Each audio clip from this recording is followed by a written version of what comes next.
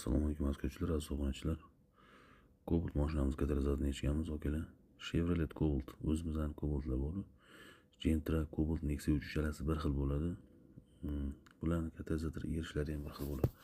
Katalizatorlarning tagidan ustidan qarab ustalar erimagan deb diagnostika qilishgan.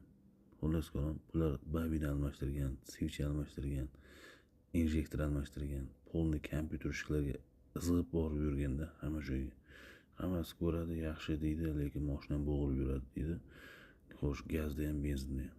Mana hozir ko'rib turasizlar, katalizator qanaqa. Katalizator ko'rib turganlaringiz bu tutunga o'xshaydi, lekin mana o'rtasidan yorib, ichini ko'rsatamiz sizlarga akalar. Ichini ko'rib, ichini ahvolini ko'ringlar, mana yonib ketgan, biqilib, teshik, bironta teshik qolmagan, lekin mana bunaqa top-toza teshiklar tiniq bo'lishi kerak.